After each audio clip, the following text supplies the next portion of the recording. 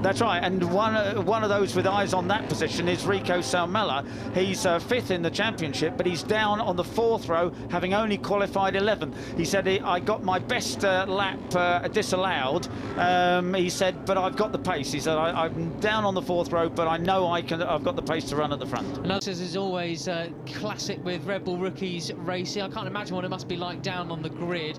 We will get one step closer to crowning our 2024 Cup winner in just 13 laps time. 13 laps, yes, 66 kilometres of Red Bull MotoGP Rookies Cup action. That is Brian Uriarte. The riders are under starters' orders.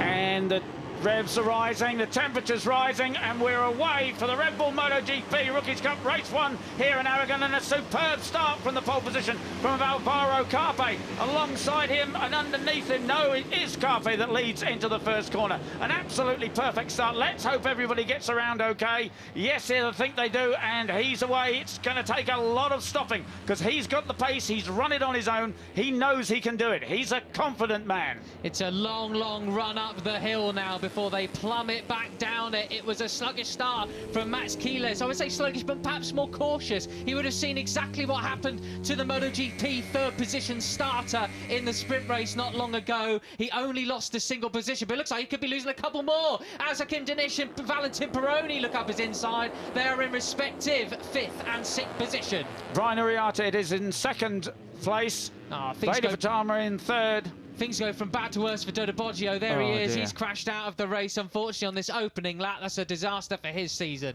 Absolutely, he has not had an enjoyable year, really, at all, has he? Is it too many difficult situations? Anyway, it is Alvaro Carpe. Ooh. Oh, and well, it's just as well there's no green out there because that was very much off the track. But there's no penalty for that. Brian Uriarte, though, uses the opportunity to pick up the lead, takes it from Carpe with Gayss in 3rd. And there we go there. Oh, we got riders down in the background. Who's that? Oh, several riders down. Goodness me. Oh, it's Christian Daniel, Marco Morelli, and I think it's Joel Pons who's gone down. Goodness me, that is a big, big shame. Yeah, it's a try, and there Joel Pons there. He just really came into his own at the Red Bull Ring, was having a fantastic race after a difficult beginning of the season, but it's all gone bad for him here, unfortunately. There's the 28 ahead, and there is the 54 of Veda Fatama taking 3rd place away from Maximo Gayss. We were distracted by the fact that Brian Uriarte had retained the lead at that part of the track, and then actually we've now got Alvaro Carpe retaining it then, but I'm not sure what that was. I'm keen to get a look at what happened in the background there, but I don't think any riders came together. That looked more like 3 separate incidents. Well, it's good. They haven't ridden the track today, Peter, have they? No, that's right. And, of course, it's changing all the time as more tarmac sets, but it also rained overnight, so that affected things. There could actually be less grip now than they had in qualifying because of so much overnight rain. Totally different conditions than what they had yesterday, so that could well be the cause of some unexpected incidents here today. But it's Uriarte versus Carpe out front. A reminder that there is, 24 points that separate them now or so in the championship standings. Uriarte needs to win this race if he wants to start chasing Carpe down for the Cup victory in his debut season. Yeah, and that's the 95 of Marco Morelli. We're talking about him, how he needed to. He wasn't feeling very confident in the track surface, but he's out of this. Oh, we're not going to get to see the cause, but it looked like... Yeah, as you say, looks more like three separate incidents, doesn't it? Yeah, you would expect the bikes to be together, wouldn't you? But... Yeah, that's right. Anyway, we're just guessing, really. Yes. Okay, right. So back with the leaders then. Again, so it's Uriarte, Carpe and Gayss, the men who qualified 1, 2, 3, the men who are 1, 2, 3 in the Cup points, and the 73, the man who's 4th in the championship, is now up into 4th place as well. Ahead of Veda Fatama and the number 54 in 5th. And Hakim Danish on the prowl as well. He's got experience from the Aragon circuit in his respective championships, Junior GP, European Talent Cup. He knows his way around here. But Fatama, I mean, you've got to hand it to the lad. He is so impressive. He's never seen these circuits before. He's only racing in Rookies Cup in Europe this year. Extremely, extremely impressive. So Gayss up into 2nd place now. He's looking for the slipstream of Brian Uriarte. He's pulled ahead of the 83 of Alvaro Carpe. Now, this isn't really the way I expected it to go because Uriarte was Carpe was so quick in practice, but maybe he's just being a little bit cautious, knowing what he can do. The 13 of Hakim Danish moves up there. He's obviously looking to battle for the lead this time. Yeah, you can see off the back of this group, as they cross the line, we'll be seeing where they are. I mean, it says, oh yeah, Rico Salmella's there with Ruche Mouli just joining onto the back of this group now. They've also got Pini and Zani for company. So we've got quite a big leading group now. You can see how much they really caught up on everybody down that long, long back straight. But Uriarte looking rather comfortable on the climb up here through turns 3 and 4. He is indeed, and you mentioned Ruche Mouli and Rico Salmella. Of course, Rico won here when we were last here 2 years ago, and Ruche Mouli had 2 10th places. Hardly anybody else has actually been here, was here. Maximo Chies was. He was actually had a second and a third. So Max knows his way around here. He was second and third 2 years ago when we were here. Very, very hot conditions as well. It'll be a real test of their endurance, the Rookies Cup riders in this sort of heat. I mean, yeah, incredibly intense it is. A very physically demanding circuit as well. You can see with how much downhill braking there is there. I mean, that is so steep, the corners into the reverse corkscrew, isn't it? Yeah, that's right. You don't get the impression, as usual with the TV, just how steep it is downhill. Rico Salmella with the fastest lap of the race so far. He said he was confident of his pace. He just didn't put all the lap together apart from that one that was cancelled. But he's the man on the move at the moment. Well then, Hakim Danish in 3rd place then, looking pretty back to his best, I would say, then after a little blip in Austria, let's say, as Valentin Peroni stalks all over the back of Alvaro Carpe then. Now, the back straight, how many kilometres is it? 1.2, something like that? Yeah, it's actually 968 metres. Oh, so it's less than a kilometre, yeah, there we go. It is 0.6 of a mile. It's 173 metres shorter than the Mugello straight. And, of course, Mugello, you have a much faster run onto it. Anyway. Well, there we go. Into the final turn. Uriarte stays in charge, but he's got Danish just behind him. Chiles in 3rd place then. And this is where those curbs are on the outside of the runners. There are no more track limits apart from as it goes down right towards the finish line. But as we come into turn 1, Uriarte still maintains that lead, but Chiles moves up the inside of Danish. That's right. Now, there's that huge, it's a big group there, isn't it? A good sort of 10, 11 people. And I just wonder how many of them, I think they're all very conscious of the fact that the tyres may not go the distance in terms of the fact that the surface is just so very, very aggressive and abrasive here. Yeah, they're absolutely chewing up tyres in this sort of heat. Yes, and these are probably the hottest conditions of the day so far, to be honest, as well. So it's a bit of a challenge out there, but it's quite similar to what they were experiencing yesterday around sort of free practice 2 time. That's right. No, so Uriarte now has opened up with a gap of 0.4 of a second, and I see Carpe has realised that he's going and wants to go with him, so he's not hanging about. He's going to move to the front of that pack. But the thing is, fingers crossed, it's our first year with these Pirelli tyres, and they have thus far been tremendously predictable. So fingers crossed that when they do start to go away, the guys are going to get plenty of warning of it, and will be able to adjust their pace and the throttle openings accordingly. Worth noting, yesterday when we finished qualifying, the checkered flag literally came out and there was 1, 2, 3, 4 drops of rain, and then a deluge, a storm rolled in, didn't it? As they finished qualifying yesterday. So, yeah, that's what really changed the conditions ahead of today, basically, as we see, unfortunately, a few riders crashed out. Belford, Pavelec and Jack Puetezan, unfortunately, have gone down as well with 10 laps to go. We'll say riders okay. Let's hope that really is true and that they can all bounce back and ride again tomorrow. Right, so you have Brian Uriarte then still the leader, but as I said, the 83 of Alvaro Carpe, the points leader, saw what he'd done, saw that he'd moved ahead, doesn't want to let him get away with it, and has slotted right into his slipstream as they go up over the short rise and down to complete lap 4. 10 riders then compete for P1 at the end of this one at the moment. All the way back to Zani in 10th place as they cross the line. Leading the second group, you've got Pugliese battling with Thompson, Ramersdorfer, Plonk, Monignane and Farkas. And then behind, about a second adrift from him, you've got Famara, Mounsey and Sessler. Yeah, superb stuff. You're looking back from Alvaro Carpe. There you were on the onboard. Oh, we've got a red flag rider. That's a pause from the race at the moment. So this is the first red flag of the year.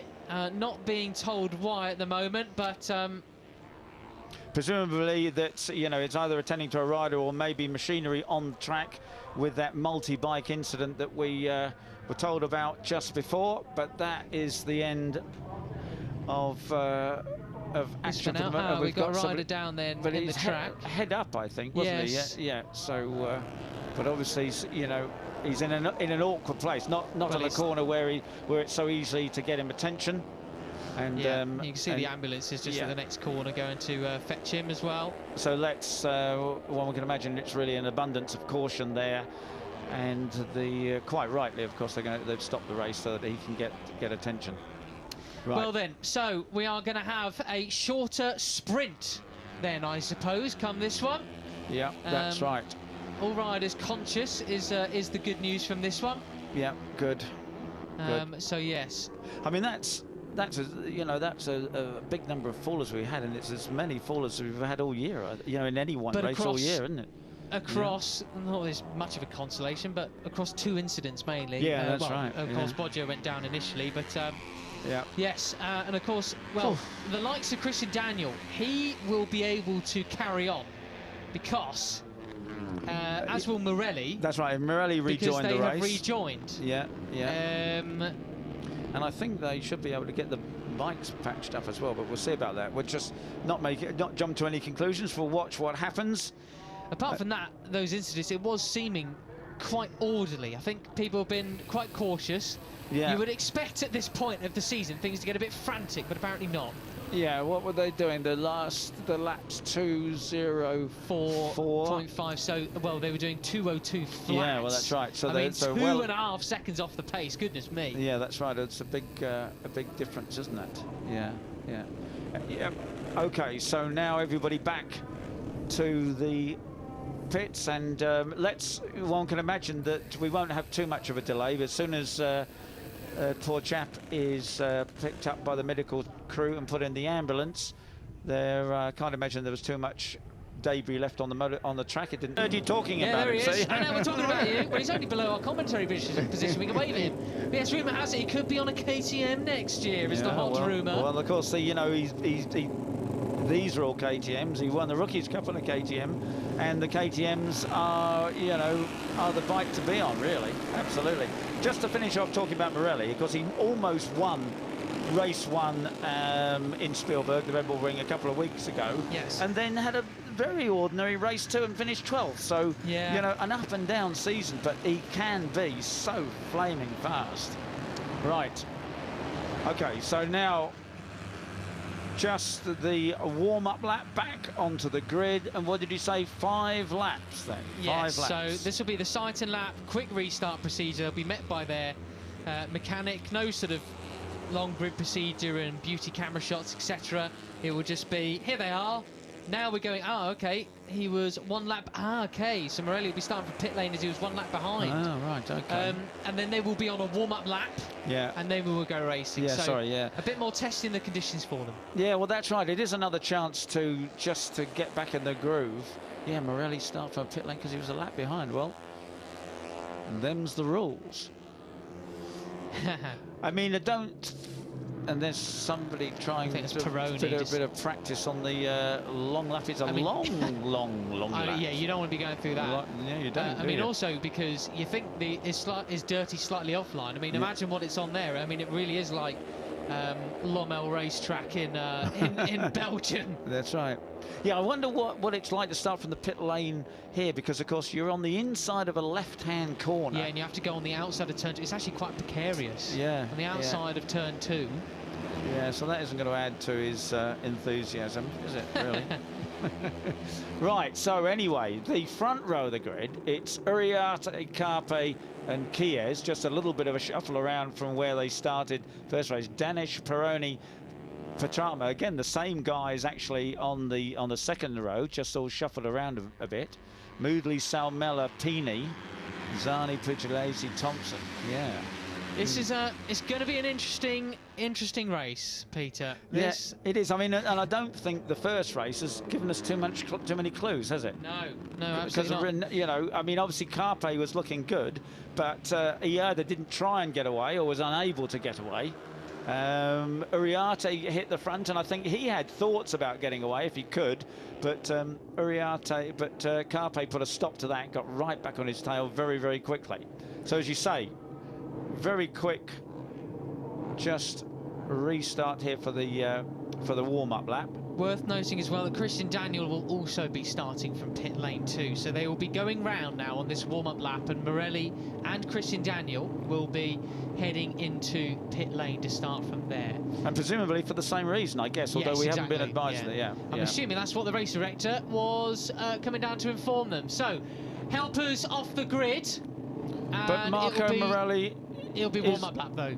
Yeah, right, then he'll come into the... exactly. Of course he will, yeah. So, that's the big shame for Christian Daniel, because I didn't want to give him a shout-out. I think that's his equal best qualifying of the season in P8 on the grid. He'll get another opportunity at it tomorrow, but he's been really, really on form here this weekend. So, there he is, Christian Daniel, the American. He's been cracking this year. You've got to hand it to him. America really has a future star in Grand Prix racing. And for those of you watching from back across the pond as well, I mean, he's so embedded in the culture here as well. He speaks fluent Spanish, as does his dad. They lived here many years. I think I've heard him a couple of times speak Catalan as well, though I might stand corrected. Absolutely cracking. He's got his younger brother Jaden coming to watch him race in Rookies Cup for the first time this weekend as well. Yeah, and of course, you know, starting from the pit lane is you know, bad enough, but of course they've only got 5 laps to make up for it as well. So you know, that's asking quite a lot. Well, if the other riders are 2.5 seconds off the pole position times, they've got to try and get as close to that as possible. I know it's a very tall order, but it's the only option. Yeah, I think that, you know, probably the biggest thing is now that it is only 5 laps. It's a lot less laps, although they've done now 2, you know, a sighting lap and another warm-up lap. It still is less aggression put through the rear tyre than they were expecting, and maybe we're now going to see something, you know, quite thrilling over 5 laps. Yeah, we'll have to see what happens sort of with the heat cycle of the tyre as well, and how it reacts to that, won't we? Well, that's your very good point, because they have no experience of that, because they, you know, they run second-hand tyres, if you like, through the free practice session, the 2 free practice. They get new tyres for qualifying, new tyres for the race. But, you know, they don't let the tyres cool down like they have done now in the middle of the practice sessions or the qualifying. So they don't really, you know, get a heat cycle as they have now, and that's a really different experience. We'll see how that unfolds. Might be the most technical conversation we've had on Rookies Cup commentary for a while, eh? But it does go to a long way to explaining why we see what we see. Yeah, that's right. Yeah, well, that's right. So down the back straight they come then into this final corner. And as you know, as I said in the pre-show, this is so often where the race will be decided, and you can't imagine it is only going to be a 5-lap sprint. You know, you can't imagine anyone being able to break away to a huge advantage. So down that back straight there, up into 6th gear, and then through that multi-radius left. And there is the number 83 of Alvaro Carpe. He is our points leader. He will form up in the middle of the front row. There is the pole man, if you like, the 51, Brian Uriarte. He lies 2nd in the points chase, and completing the front row of the grid is Maximo Gayss. Here we go then. So 5 laps of Red Bull MotoGP Rookies Cup action. Race 1, part 2 here in Aragon. Who's going to win this one? It's a great start again from the pole man, but this time it's Brian Uriarte who has the advantage. Superb start from Uriarte. Look at that. I mean, what a dream start that was. It's Vader Betama in 2nd place, though. Too cautious from Carpe. Vader goes very, very wide indeed. He will concede P2 to Valentin Peroni. He shoots through. We've now got Christian Daniel and Marco Morelli on the charge then. Off they go, trying to hunt the other riders. The other riders go wide through turn 3. That was Pratama again. A chaotic few corners for him. Is Peroni in 2nd place. And Hakim Danish has made a good start. He's up into 5th place. Carpe is 4th. And Gayss is back in 6th place. So it's certainly Uriarte, absolutely superb from him. Peroni did what he said he was going to do in the first race. He actually managed it in part 2, got away really well, and so importantly, in front of Carpe. That was determination personified by Brian Uriarte there. Brilliant start. You just can't ask for better than that. And his main championship rival, Alvaro Carpe, is in 4th position now, with a few bike lengths behind Peroni Peroni to Pratama in third. That's right, and of course, you know, that's the live cup standings, and that would turn things around, be minus 12 points only. He'd halve the difference if it finished here, but it's not a call. Keeler's very, very deep on Pratama there. Goodness me, that was pure confidence for Maximo. He says, I'm not out of it too. Don't forget about me. I'm on the charge here as well. And so is Carpe. He's charged up to third place. We got riders going wide in the foreground. Yeah, very wide. Let's hope it's only wide. Oh, it's dust. Well, of course, it could be in the gravel there. Is it Keyless? It's Keyless! Keyless is gone! He is either down or he's through the gravel. I do hope TV Direction can hear us because Keyless has gone down! Oh, goodness me, that's really shot the fox for his championship chances. Goodness gracious. It has, because now Alvaro Carpe has taken up the running from Valentin Peroni. Uriarte is in third place at Pratama. And really, it is Carpe with it all to play for now. That is huge news for the championship. Keyless has rejoined the race according to our timing screens, but we haven't seen him because no one's shown him us. Is his bike damage? Can he continue? What's the situation? We'd love to know. There he is. There he is. It's a dusty KTM, but no. And is he trying to push the handlebar lever? So here's what happened. Here's what happened. Keyless. Oh, he gets pushed. Oh, goodness me. That's Hakim Danish's. Hakim Danish went up his inside. I think he just might have tapped his handlebar. Or it was certainly very, very close indeed.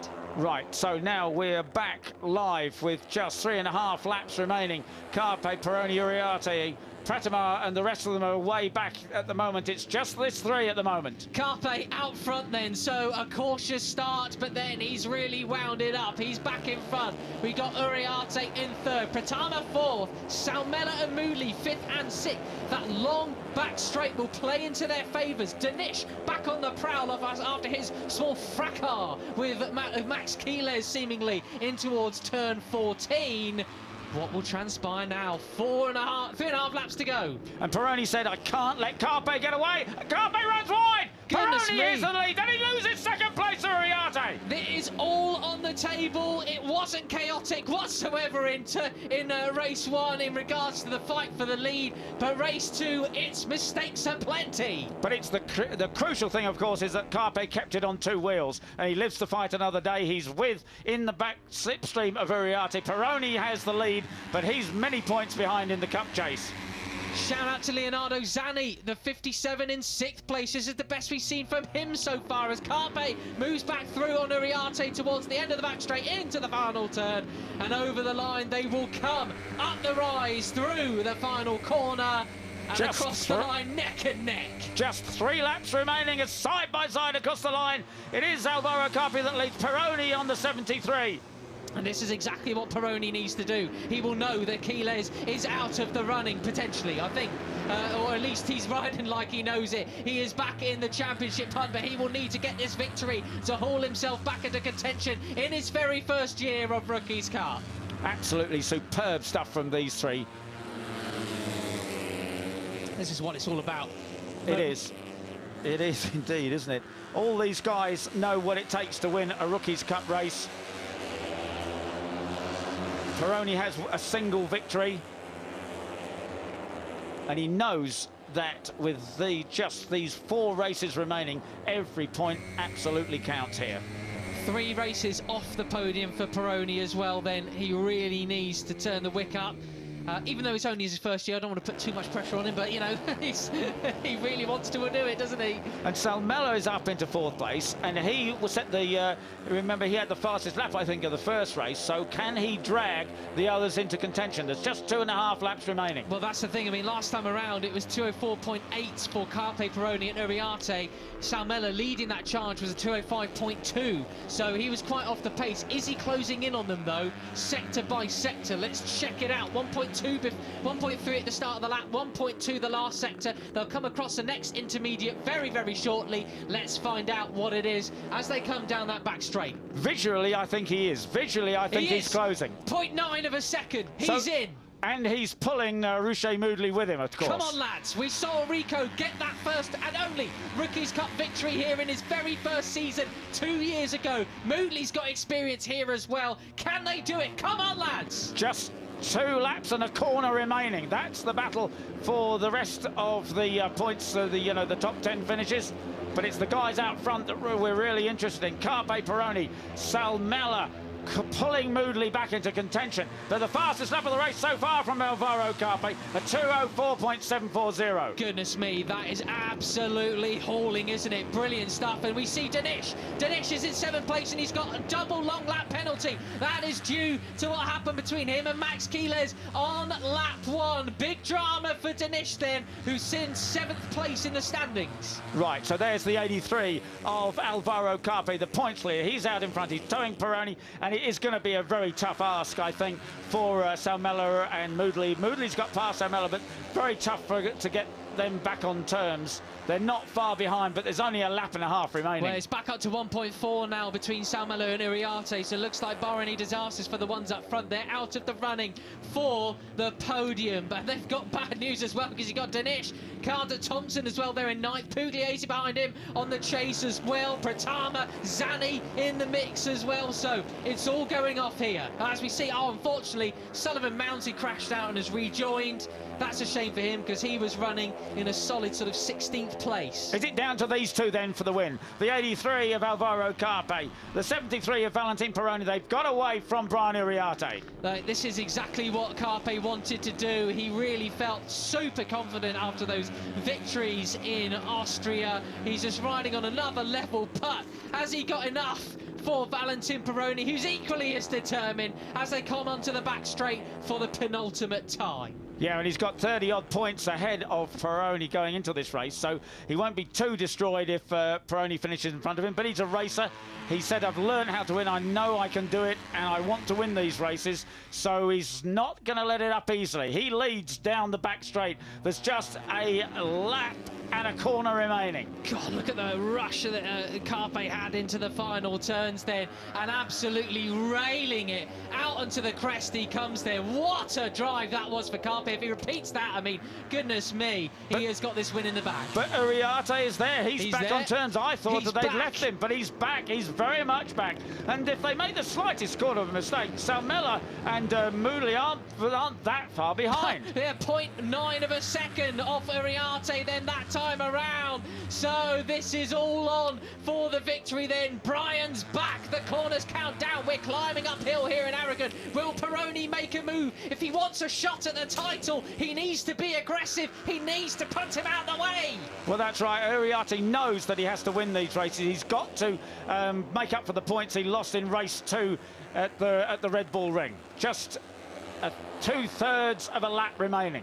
Oh, he's looking behind him. He's looking behind him. Come on, ice forward, Valentin. If you want it, you got to shoot for it. Carpe's there. He's ready to try and take the cup away from everybody. He runs wide into the reverse corkscrew then. What about the drive through this very, very tricky left-hander? Peroni's all over the back of him. They certainly got something ahead of Uriarte there. That's right. They've gone away from him there, and it's on the side of the tyre up to 200 kilometres an hour, 125 miles an hour, all on the side of the tyre before braking very, very hard and back into first gear for this very tight left-hander. This is such a crucial section here with the S's here and then a short little squirt before then the run onto the back straight. That first gear corner, Valentin looking up the inside but not quite. It's all about the drive down the straight, Peter. And who gets out of this corner and gets the perfect drive and the slipstream, of course. You may not really want to be leading it, but the man in front is Alvaro Carpe ahead of Valentin Peroni, and Brian Uriarte trying to come back here, but he's too far back to pick up the slipstream, surely. Peroni's closing, he's closing. Is he going to make a move? This is it.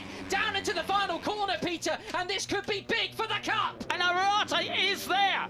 It's a long way still to the finish line. It's through this sweep, and then you've got to cut back, and you've got to get that perfect drive up the hill. It is Carpe. It's going to be tough. It's going to be Carpe. They can't pass him now. It's Alvaro Carpe that wins from Peroni and Uriarte. Blimey O'Reilly, 200ths of a second separates Carpe from Peroni. Uriarte then just gets just missed out on that. Keeles, unfortunately,